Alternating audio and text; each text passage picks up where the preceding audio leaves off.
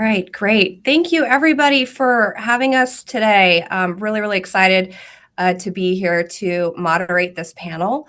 If you all were part of last year's CISA panel, we talked about what kind of the day in the life of America's Cyber Defense Agency and Vulnerability Management Team does. And it was a pretty interesting panel. We did talk about some future things.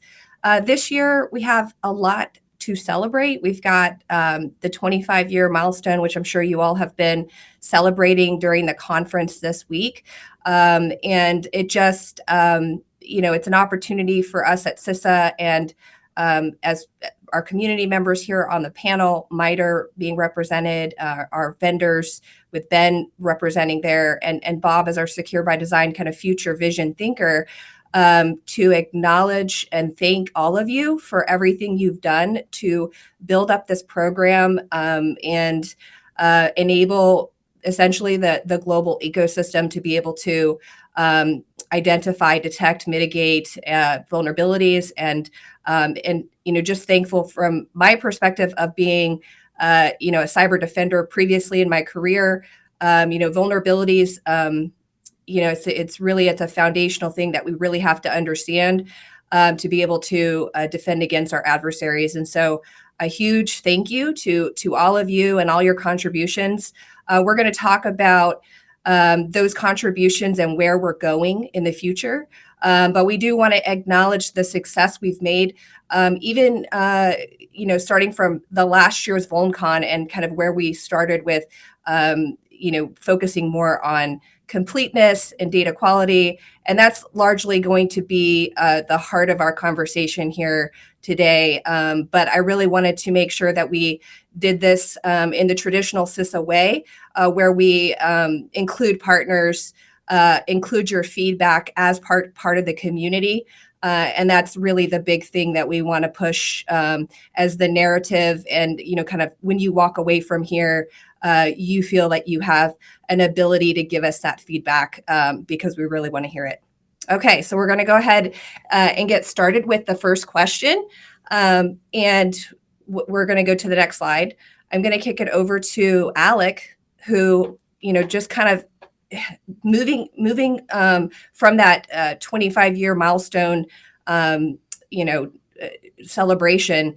Can you talk about a little bit about what are some of the challenges and opportunities in the CVE program right now? Sure, thanks. Okay, the mic's a little loud. And maybe some of you saw this slide earlier in a talk that I gave, but it's also part of our 25th anniversary report that was published back in October last year about the CVE program. I actually saw in a couple talks, actually, I think it was quoted and there was bits sort of drawn from it. That's right. Firstly, that is a big celebration to recognize. I mean, the CVE program is something that has been around. Being around for 25 years is really remarkable in the sense that I can't really think of another sort of capability or program or anything like that in cybersecurity that has had such a long and enduring impact.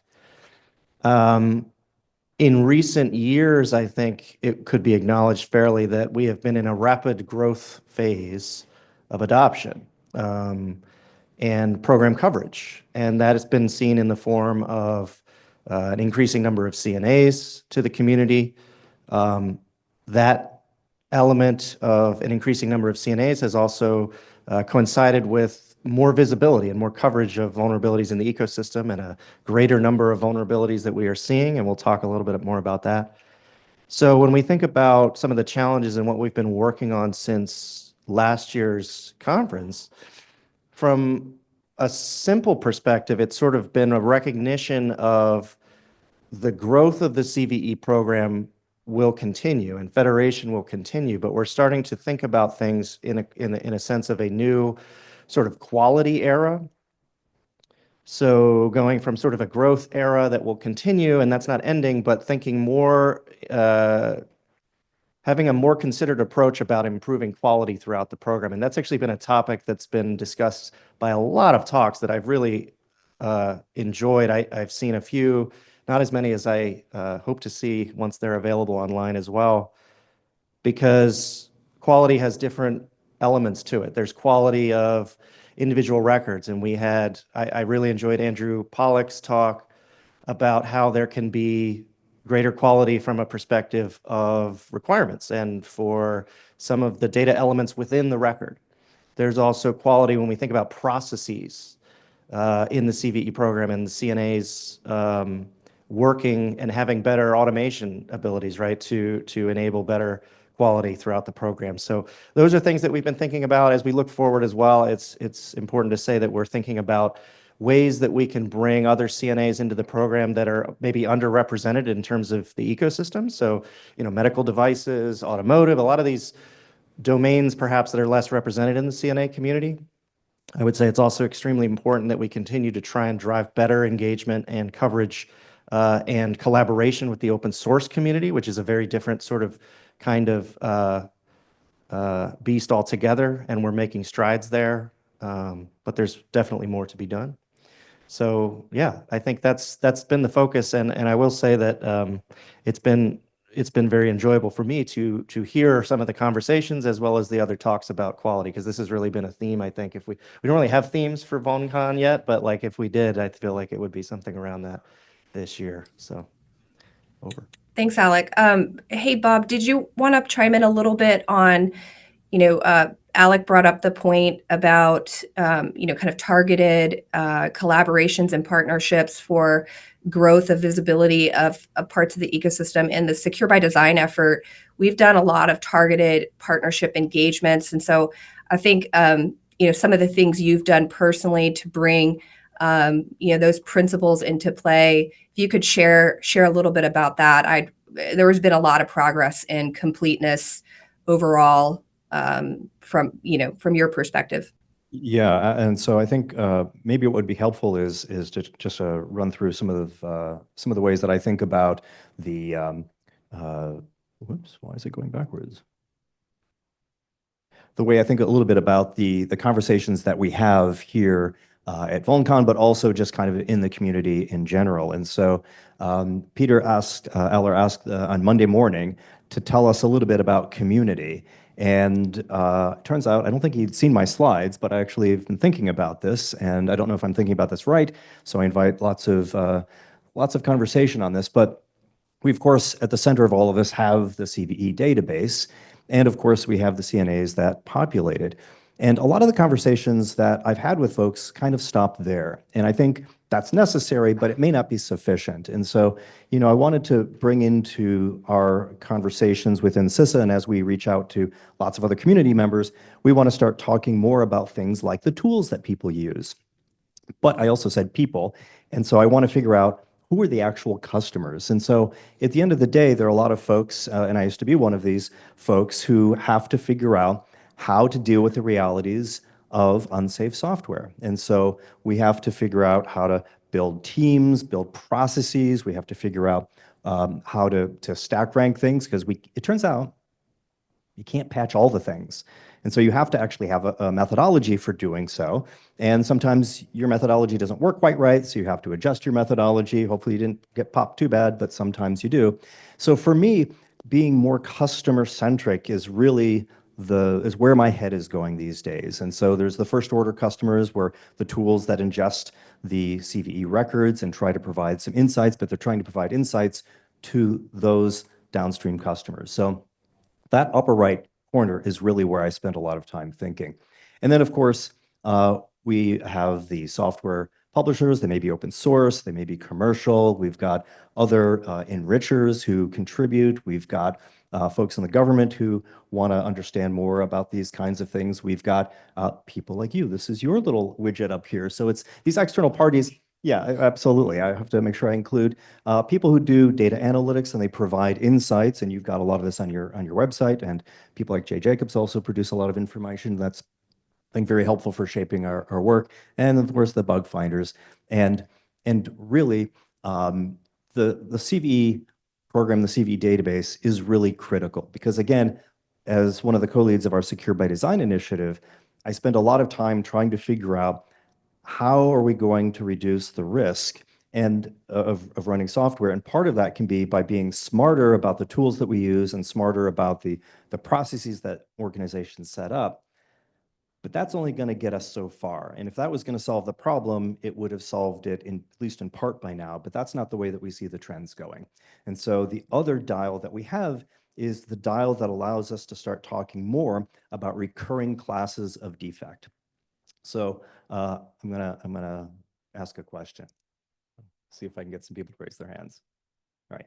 So yes, we'll get an audience reaction. How many of you are familiar with this paper that MITRE wrote in 2007 called Unforgivable Vulnerabilities? Oh, a bunch. Great. Great. Marvelous. If you haven't read it, I would encourage you to do so. So in this paper, MITRE lists a sort of a method for determining what sort of or we're going to have to do interpretive dance from this part on. So they have a list of criteria that would label a product as defect as unforgivable, and they then list the ones that in 2007 meet those criteria. And the things that they have on the list include, anybody want to guess? SQL injection. What was it? Buffer overflow. Buffer overflow, yes. Hard-coded credentials. Oh, well, you guys are paying attention here on the last day. I appreciate that. I appreciate you. Yeah, directory traversal, operating system, command injection. And if you go back and take a look at the list of the MITRE most dangerous weaknesses, and I'm going to lean over here and make sure I'm getting my facts right from the MITRE folks, but that list from 2024 includes most of the items from the 2007 paper. And so while many companies have made great strides in improving the security of their products, as an overall industry, we have a lot of work to do. And so when I think about those folks in the upper right corner, I'm thinking not just about how we can empower them to make tactical decisions today, but how we can start to look way upstream and figure out how do we make products that are more secure by design. The CVE program is a critical piece of that. We can't improve what we don't measure. Looking at the data scientists, is that true? Is this something? Okay, fine. I'm on good track here. So we need to be able to measure that. And so things like data quality, which we've hinted at already, completeness, that's going to be super, super important to our mission. Hey, Bob. Okay. Just for the image up there, Yeah. Unfortunately, it's lovely to see Sandy, of course, but she is unfortunately She's covering on up top our of top it. right quadrant, So and you've referred to visualize, that a if lot, you yeah. will, a little building with some. Sorry, I'm sorry I'm blocking your slide. You're absorbing all the CVE records. So imagine the upper I right think has I not think just, Bob's point though is really the CVE is the heart of the strategy. All the things that we are doing as a collective community, which everyone in that room is part of, contributing to, is helping us to really understand these trends that really help us to try to get left of boom, where we're not just responding to and mitigating vulnerabilities, that we're able to reduce that eventually in the future, and have the software manufacturers or producers really help up front. But it's the trends and the root causes with the CWEs that we are going to be able to do more so now that we've made so much more progress. And that is really a thank you to everyone in the community that's putting together that information into the CVE database when they submit their CVEs on initial submission, or even work with us afterwards to get the enrichment correct. So it's really good progress. I can't wait to show you guys some of the data in the future in the slides here. Bob, do you have anything else? Sorry. I think that's the main thing. You guys have any other? I might just did I add, miss any I would icons? just add that, when we talk about the top 25, again, that's just one way of measuring things. And of course, its title, Most Dangerous Software Weaknesses, implies a certain kind of thing. But I think the real through line, just to dovetail off, is to say, while we see an increase in vulnerabilities, given the nature of increasing software, increasing complexity, these kinds of things, what we'd really like to see as that occurs is maybe a decrease in the repetition of these kinds of things, such that we don't overwhelm people with the same kind of problems over and over. That's exactly right. And if you take a look at the rise of quality and safety in other industries outside of software, so it's automotive safety, aviation, medical devices, chemical, like you name it, there are certain patterns that cut across all of those. And one of those is to identify recurring classes of defect and working together to either as an individual company or across the industry to find ways to not just reduce those, but eliminate those. And those are the kinds of habits and instincts that have served other industries very well. And I want to know how we can find ways to incorporate those into this industry. And I think how we do that may be an exercise that is going to require community, not just participation, but innovation. But I think that's what we want to do is find ways to eliminate entire classes of recurring defect. And last point I'll put on it, I want to acknowledge that those in this room probably know this, and that they're not necessarily contributing to the development of software in the way that is introducing a lot of these things over and over. You guys are reacting, you guys are responding and having to deal with it too. So acknowledging that we need to find ways collectively, and I know we try to work with the developers and those that sort of guide the developers and pay, and sort of create the incentives around these kinds of things, such that they take that into consideration more so we don't have these repetitions. Over to the Okay, I think we're off to the next topic. I think we have Ben's slide up next. Yes, there you go. Ben, I thought this was a really great analysis that you provided. And I'd like you, if you could just walk through your analysis and hit some of the key points. I think what we've been talking about really resonates and ties into your points, your data points on the right. So this was a chart I made at the beginning of the year. So as a company, we are concerned about how many vulnerabilities are going to be out in the world, how many CVEs we're going to have to triage and look at for our customers, for ourselves internally. And so I took a shot at trying to see how many we would see in 2025. So on the left-hand side, this is just kind of historical throughout the past, for about a year in the past. And then the red line is my shot at a model to predict how large the CVE database will grow. And again, Sandy is blocking the punchline up in the upper right there, but it's about 330,000, I believe. But the point being that it seems sometimes overwhelming. It can feel hard, but I actually think this graph is a great thing. So I was reminded this morning of Mark Andreessen about 14 years ago saying software is eating the world. And I think that's true today. And in fact, Kayla gave a great talk on no-code software generation. There are folks out here vibe coding, which is terrifying. So if anything, if software is eating the world, it has gotten more voracious. And so we should be, as Bob said, looking to help folks make more secure software and try to stem that flow. However, we are also going to have to understand and react and communicate about the vulns when they show up. And I want to see this as this is somewhat inevitable because we may fix some classes of vulnerabilities, but there are clever attackers out there who will come up with new ones that we have to deal with. And we want visibility into as much as we can have. The CVE program really gives us a way to communicate about new vulnerabilities, right?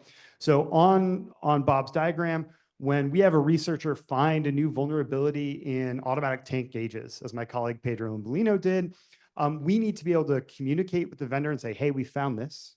They can create a CVE ID. We can communicate with customers. MITRE can kind of put out alerts. And they can also say, this is patched. This is what you do to patch this CVE. Without a CVE ID, you're saying things like, did you patch that Microsoft Exchange vulnerability? Which one?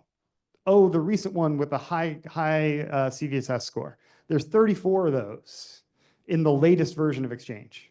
So we need an identifier to be able to communicate about these. And if we can't, we're gonna have a harder time. I am really grateful for the CVE program because it helps us, it grounds us in this way. We gave a presentation last year, my colleague Sander Vinberg and I, and he said something I think really, really smart, is that the lack of a CVE ID for a vulnerability essentially makes it like a potential 0 day because you don't really have a way to communicate about it. You don't really have a way to understand what's happening in your ecosystem. I am very appreciative for the work of folks like Andrew Pollack, and Jay Jacobs and others who are trying to understand what the best way to do that communication is, and how we can improve the CVE program for that communication. So I see this increase as good, and it'll give us better visibility as all this new software comes on board, all these complexities come out, as we see new different kinds of attacks. I want to be able to catalog, look at, and communicate with everybody else about them.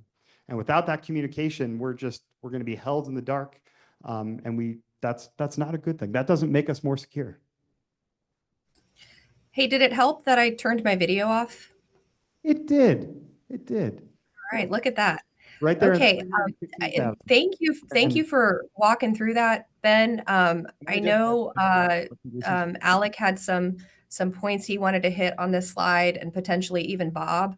I think it's important to recognize, the key points there on the right-hand side.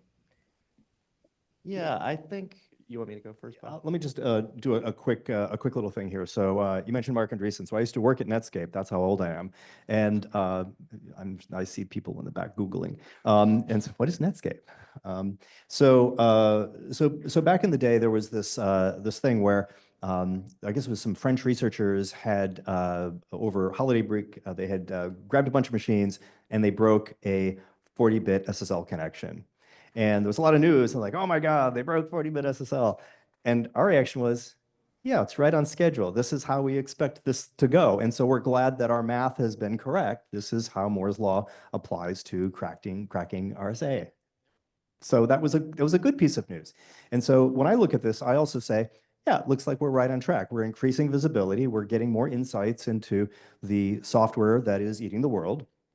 And this is the right thing. Of course, now this is got to talk more about quality. We got to talk much more about automation, because there's no way that humans are going to be able to keep up with all of this throughout that entire ecosystem. And so we got to figure out how to make sure that we have a strong bias towards machine readability and making sure the data is correct and accurate and timely. And you'll hear me say those words, correct, accurate, and timely, over and over and over again, in order to make sure that we have high quality. So I appreciate this graph, because in my mind, it's another example of, yeah, we're kind of right on schedule. And so, yeah, thanks to everybody who contributed to making this level of visibility possible. Yeah, I don't know that I need to belabor a number of points. I agree with the points that have been made, generally speaking. And I think it's something to consider when I will just tell one anecdote, which is that sometimes there's an interpretation of more CNAs in the program causing more vulnerabilities. And I think most in this room would realize that's not the right correlation to make. It's definitely true that more CNAs conceptually can provide more visibility to vulnerabilities and cover them. And that's something that we try and do as we continue to federate. And maybe there'll be questions and discussions later about that, because that's something that we're continuing to try and do and find a way to bring CNAs into the program that are ready and able, and have a demonstrable need to be CNAs and can contribute in the right kind of way. And that's something that we want to continue to do to manage what we're trying to deal with. So. Thank you for hitting that point, because yeah, I do hear that a lot, where it's like, oh, there's so many vulnerabilities, there's so many CVEs. Well, the more visibility we have, the better ability we have to mitigate and defend against those vulnerabilities. And otherwise, it's like what Ben said. They're treated like a 0 day because we can't see them. Okay, I think this one's good. Let's move on to the next topic. So really just kind of bringing everything together with our North Star vision for the CVE program. We talked about federation, but really it's not just to scale. It's not just to scale and federate just because. We really want to put intentionality behind how we're scaling and who we're federating with, to be able to, create just this strong foundation and resilience for this program. Building those partnerships. We've got, definitely we've seen, and I'm excited to show the next couple of analysis charts on raising the bar for data enrichment. And I really feel like kind of like right now we're in this completeness building up the completeness of the vulnerability or the CVE records, but we really want to get to that quality. And so, we want to talk about, how do we achieve that together as a community? But these are really the three pillars that we are focused on for the program. Alec or Bob, do you have any comments or anything you want to add to what I've covered so far? Yeah, I can jump in a little bit. So when Sandy's talking about the intentional scaling, here's how I process this. There is, I think, a great opportunity for us to really more strongly engage the software authors, publishers, commercial software manufacturers. And the idea is that we think it's better and faster and cheaper for us to engage with them so that they can take ownership of the CVE records. And so when you think about the Secure by Design, the core principles, there are three of them. The first one says that we want the companies to take ownership of their customers' security outcomes. So we don't want just companies to produce some stuff, here's your hardening guide, off you go, good luck. We want them to start to think about what is happening in the field and measure the success of companies using their software and services, and to think about ways that they can make it easier for the defenders to defend, as opposed to throwing them a binder and saying, knock yourselves out. And so to that end, getting the commercial companies to be CNAs for their products has been an effort. And so with our Secure by Design pledge, we have worked to sign up companies around 7 core things that we want them to do. Won't go into that now, but one of those involves better record keeping and making sure that they're CNAs. And so we've been working with a whole bunch of commercial companies that have not been CNAs to get them enrolled. And so we'll keep going through that process. We need to find ways to scale that because there are many commercial companies and we're not going to be able to do that on our own. So if folks have ideas, please reach out. So I think making sure that we're being very intentional about how we're scaling is a key part of that.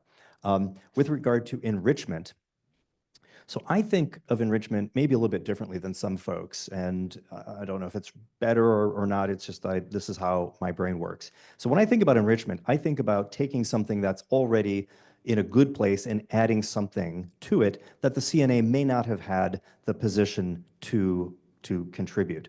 So for example, in my mind, if the product, if the CVE doesn't list the products, if it doesn't list, what the manufacturer is, if it doesn't have some of these core values, it's malnourished.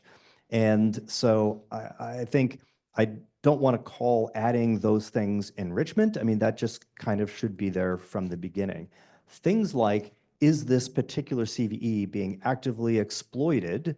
That's not something that most CNAs and most commercial companies would have visibility into. I mean, they may, but it's not something that most would have the network connections and the kind of sophistication in order to really be able to tell that. So other agencies and commercial companies may be in a very, very good position to explain that, yes, this is particularly dangerous. It is being actively exploited. Here are the TTPs that the attackers are using. There's all sorts of stuff that you can imagine somebody adding on top of a well-fortified CVE record that would, in my mind, qualify for the word enrichment. So that may not be the way that you define it, but that's just kind of in my head where I go. I want to have a solid foundation, and then enrichment is something based on top of that. So we do need to continue to raise that bar.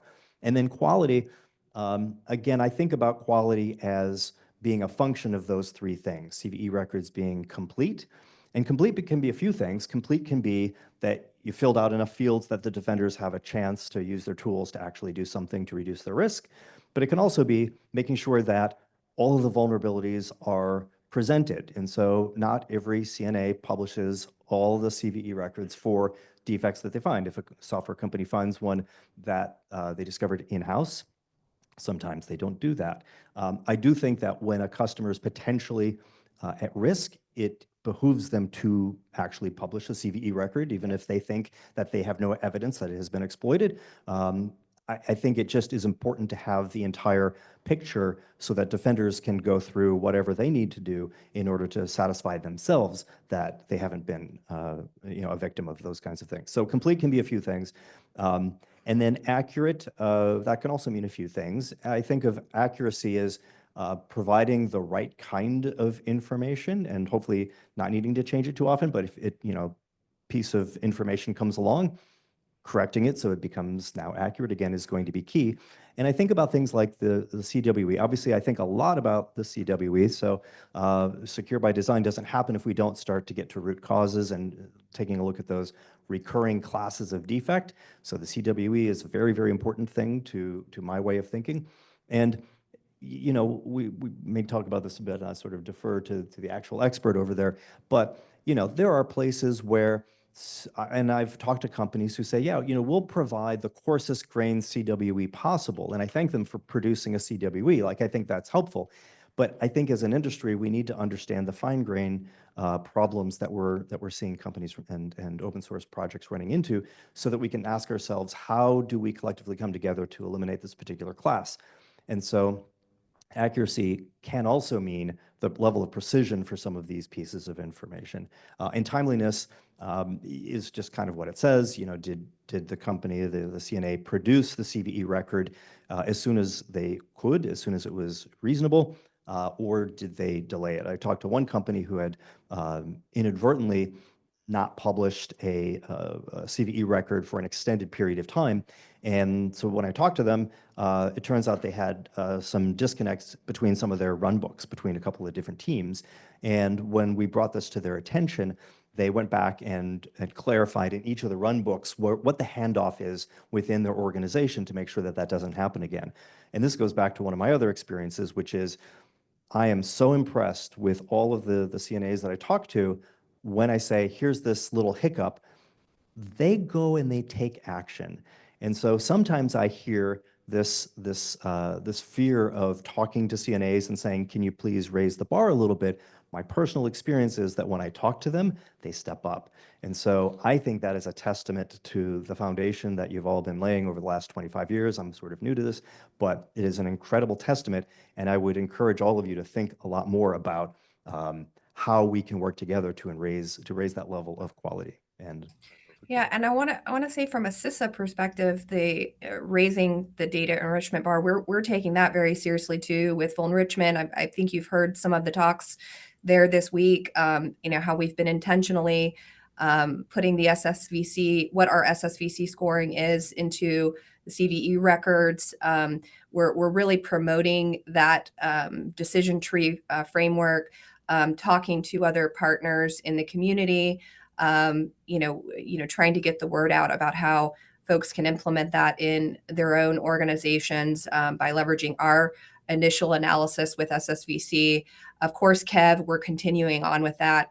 And just looking towards, towards the future of providing any kind of an additional, because we are an operational agency, we have that operational value that we can add to the records, and we want to continue to grow down that path by adding what we can into the records. Sorry, Alec, were you getting ready to say something? Yeah, I'd be happy to say something. I think, firstly, I can't speak on behalf of CISA. I also can't really speak on behalf of the CVE program, but I can speak as a member of it and wearing a couple hats within it. I think when we talk about quality there, I had a talk earlier this week that was sort of talking about the changing definition of completeness, but completeness is not quality.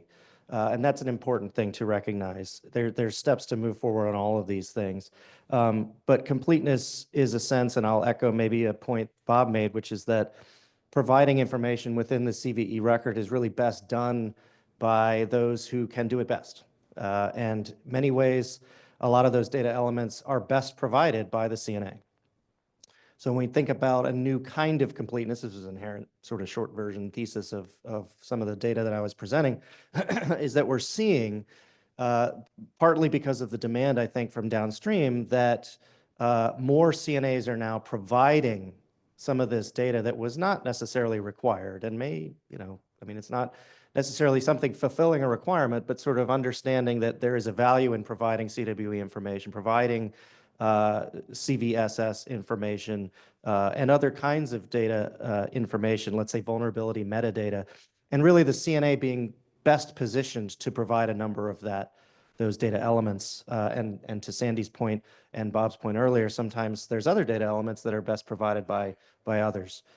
The other thing that I'll say about federation and growth continuing, again, not speaking for CISA, not speaking for the CVE program, but recognizing that part of what federation means as it continues in its 25th year, or maybe not even its 20th, I guess federation started sort of in 2016. So acknowledging that, it's not only more CNAs, but it's evolving roles of CNAs, maybe evolving and growing the root community within the structure, if you're aware of that structure, and you can go to the website to learn more about how this all sort of works as a federated program. And other entities that help the ecosystem, the idea of federating routes, federating CNLRs, the functions of the program to enable better downstream user experience and ability to respond. Its mission remains the same, the program does, but I think when we talk about the quality era, there's a lot of details in there. When we talk about continuing federation and intentional federation, what that means is maybe a different thing now than it was back in 2016 or 1999. So, and it really is necessary for us to do that. I really believe in this strategy. We cannot, I mean, as a community, this foundation that we've built here over the last 25 years has been, we should be really proud of what we've brought to the ecosystem. We really are the leaders, and all the other entities out there, external government, other governments, look to us, and I think that's really a special honor for us to have as a community. Okay, I think we're going to pivot a little bit into data. I think we have some analysis up next. I think it's Ben's slide. Yeah, Ben, can you talk about this a little bit? Absolutely. Bob, can I borrow the laser pointer? Ooh, and I'm going to stand up so I'm a moving target. Last year, when NVD was struggling to keep up with some of the volume they were facing, we wanted to look at how complete records were from other sources, and particularly how complete records were from CNAs. And so what I did is I pulled the CNA data from the CVE list and asked, what percentage of vulnerabilities have a particular field filled in? So this is about completeness. This is not necessarily about quality, and I'll make that distinction here with maybe one exception.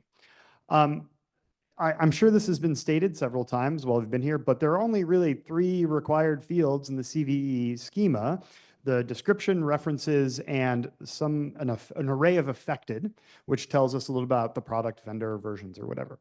So this is what we tried to look at, is the percentage of CVEs over time where the CNA is providing this information. Now, this is a subset of the CVE information. There's how many fields, Alec? How many fields are in the schema? a lot. A lot. But what we found is, going back to the start of the CNA program, or the start of the kind of modern era of the CNA program, is that we've seen this great increase in things, the most basic things, the product and vendor. So this is excluding vulnerabilities where occasionally that product and vendor field gets filled in with NA, as in, we don't know, because we're the CNA of last resort who's actually doing this, and we're just trying to get that communication effort out there.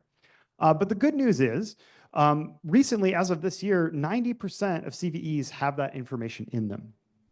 Now, similarly, we also have similar version information. We're seeing a massive increase in CNAs putting in CWE information and CVSS information, and that's up to like 85%.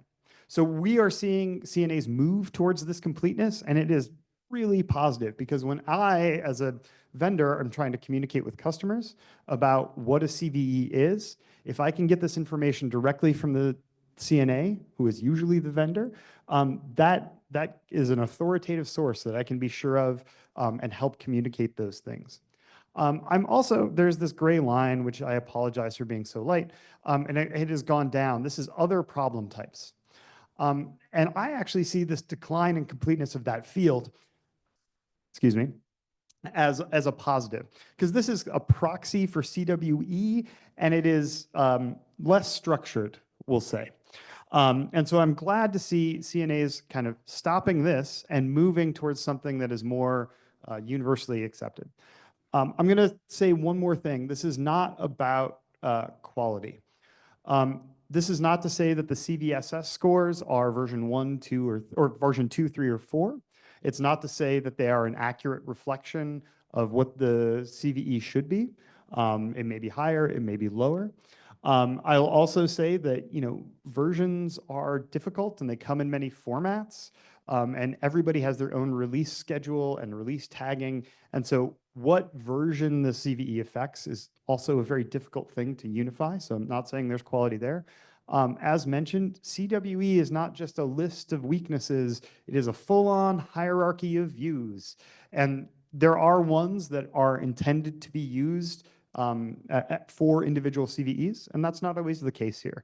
But I see this improving completeness as a really good quality thing that will help us communicate about stuff. It gives us an idea of kind of what vitamins we're malnutritioned in. Are we deficient in vitamin CWE or CVSS?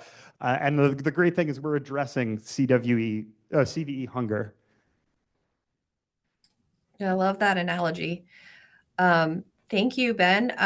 On the completeness topic, I think we have another chart, and I'll hide my picture here in a second. Alec and Bob, can you talk about this analysis? This is something. The one point I'll make before I hide my video is that we are really taking a deeper look at this. We're a deeper look at the data within the CVE database, and I think that's important for everyone to know that we are measuring this. We're looking at the completeness and how can we work with you as a community to raise the bar here. Are there things we can do at CISA and working with the CVE program and the board and the community partners to raise it? And I want us to hit a little bit on the standard of completeness. I know Ben talked about what he was measuring. I want Bob to talk about what we're measuring here at CISA. Is there a little bit of a difference? What do we look at? Should we look at more fields for completeness? And that kind of thing. Over to you, Bob. So these are some pictures from some internal dashboards. We've been talking about things like automation, and so we're trying to get a lot better at data visualization. We are not up to the Ben Edwards standards, but we're working on it. Yeah, absolutely. So we're going to continue to evolve these things to give us better insights into what's actually happening. So I think the first item here, which is around CVEs published with CWEs, the one on the bottom left, that number continues to grow, which is consistent with your findings. And so thank you for all the CNAs who are starting to work to add these additional characteristics so that the communities and the defenders can really understand better what is happening with the root causes. So we can see in that little, what's that called, a tree diagram, the one with the little blocks? Tree mapping, I've been informed. And so we see the largest block there over this period of time, which goes back to December of 22, is CWE 79. Who can tell me what that one is? Cross-site scripting, very good, very good. Let me check with the judges. Is that correct? That's what's in the parenthetical of the entry. That's what's the parenthetical. That's right. Little. What's the actual name? Yeah, improper neutral. I mean, this is a really valuable point. I mean, I don't want to derail. No, derail. But I know that a lot of people wonder about the arcane language that is within CWE. In fact, just a quick plug, Mr. Steve Christie-Coley is presenting later today about CWE, so you should all go if you can. I don't know what else is competing with that talk, but just so you're aware. But I'll just make this very quick point, which is that language in CWE is unique and it's very intentional. It's not commonly understood, and there's a common frustration, I think, from the community around it to use it. And that's because it's written from a weakness perspective defined within a vulnerability theory document that goes way back. When we try and define things like behavior. What does behavior mean, and what is the intended behavior, and what is the problem? What is the mistake associated with it? So when you think about cross-site scripting, the actual term cross-site scripting in and of itself is the attack that you are performing against a weakness. And the weakness really is about improper neutralization of special elements. And so that's, yeah, just a quick plug on that. But Yeah. this is a great opportunity. Yeah, it's a great opportunity. So let me translate this into Bob speak.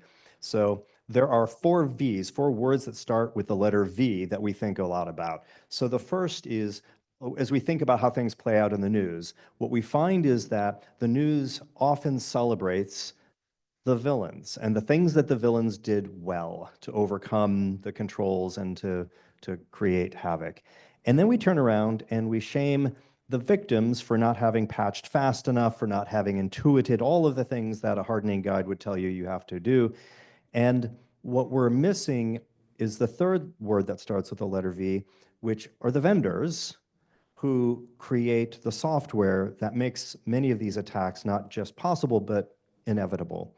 And then the fourth V is the visionaries who are already building products that are close to secure by design. And so there are things that we can learn from them. So as I think about this, the words cross-site scripting are the things that the villains do. They are scripting across sites. And so that's what they do.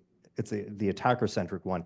How do we start talking about things in terms of the coding errors that occurred within the product, those recurring classes of defect, so that we can start to learn what are the patterns, how do we start to do things.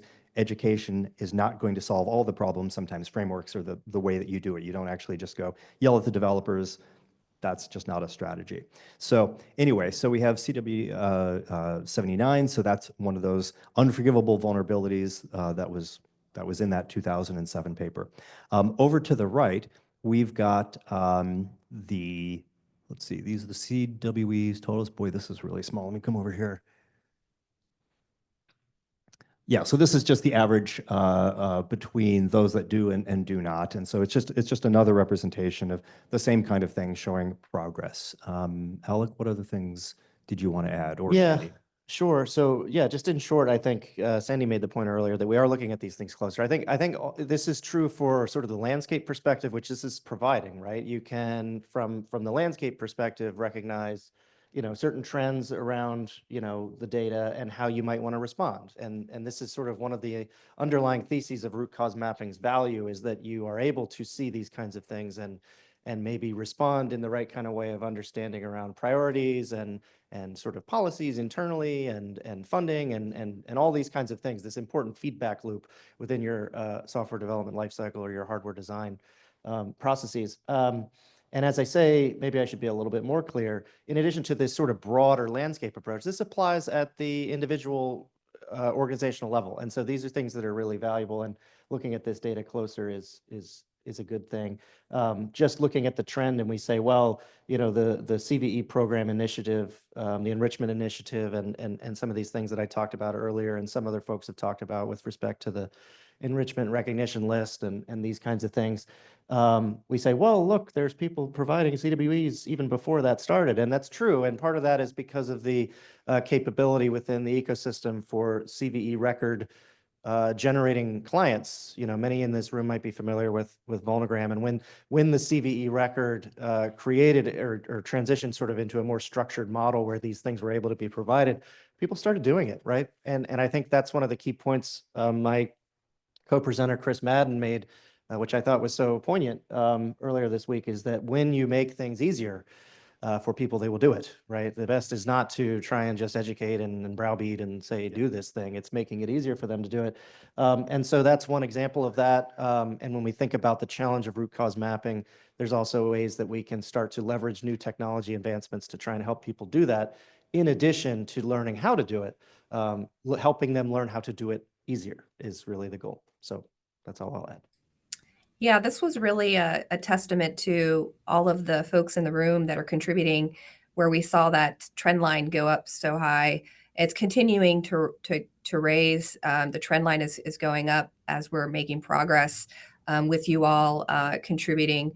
So we're just really, glad we set that goal last year, after last year's VolnCon, and really worked that through the CVE program with all the CNAs. And we're still doing, targeted outreach as well to, help with training, help with, getting more CNAs on, as we were talking about earlier. So this can continue to grow. This trend line can continue to grow.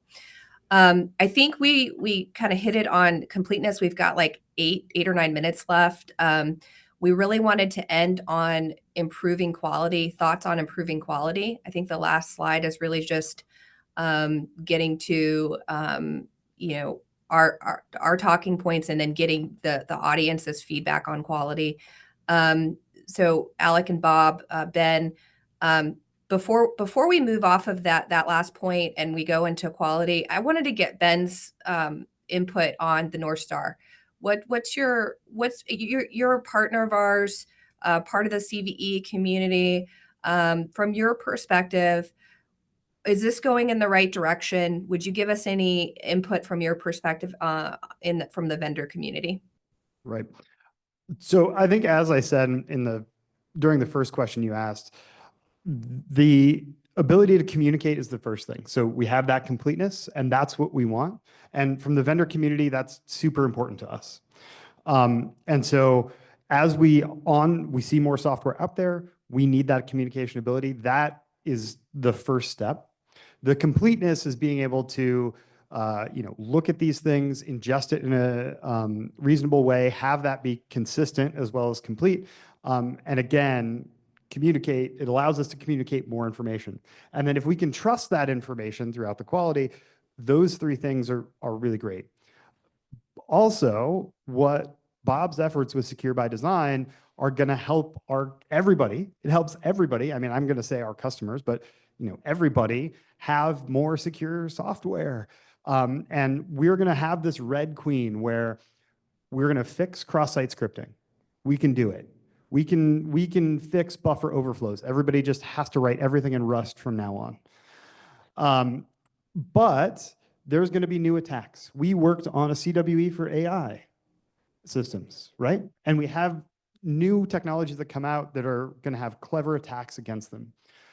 So we need to be able to have the quality, have the communication to address all of those things from both ends, from the root causes all the way to the reactions. And I think that I appreciate CISA giving this panel and bringing us all together to say, hey, I think we're doing a good job, actually. At this conference, I've heard lots of talks about quality.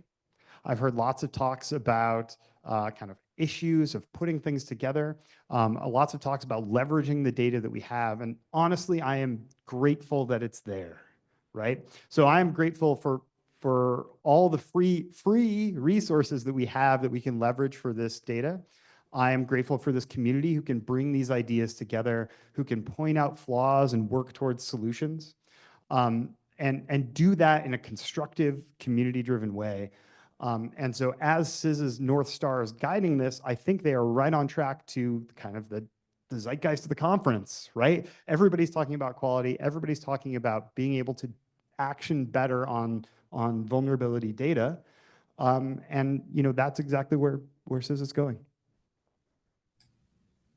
Alec or Bob, was there anything we could do up front with the community to kind of raise the bar, help them raise the bar? Any programs that you are working on it in or can contribute from a CVE or MITRE standpoint? So I will say that, obviously the title of the panel, and I can't speak on behalf of CISA, but I do recognize the shared goals that a lot, Ben, you're saying that it as evidenced by the talks that we have as an ecosystem and a partner, and CISA is a key partner in all this as part of this program. CNAs are really driving a lot of what we want to do, right? And I think that's true. And I think the other thing, and just speaking to what's on the screen too, I think what's really important is for this community and for the broader community to share the feedback. I think it's fair to say, again, not speaking for CISA, but I think to hear from the community how CISA can help the community, and how Also, the CVE program, again, plugging the QR code here, that survey is open. It has been open for like a month or so, and then it stopped, and now it's open again for VulnCon. And we're going to keep it open over the weekend. Please do fill it out, because we intend to sort of use that and be very public about sort of what we see in the survey responses and share it and sort of talk about these solutions. I will say I've been so pleasantly surprised in the considered inputs from people that have done it so far. So thank you if you have. It's really valuable to see people, taking the time to provide valuable input. So thank you. And if you haven't, please do. Yeah, just +1 to all of that. The only thing I would add is I'm trying to personally think a lot more about the downstream customers and the consumers of the CVE program. That's many of you. And so if you wanted to talk more, feel free to reach out. I think when I think about what really good product managers do, they become obsessive about learning from the customers about what is actually happening in the field. And so I'm going to try to channel some of that energy personally and hoping to inspire others to do the same. Over to you, Sandy. Yeah, that really closes us out. I know we're doing our best here to work across the community, and would love to get your feedback on this talk, any input you have to help us get to a higher level of quality and completeness. And just thanks for having us. I think we've got a couple minutes left. If anyone wants to ask a question, we're happy to take those.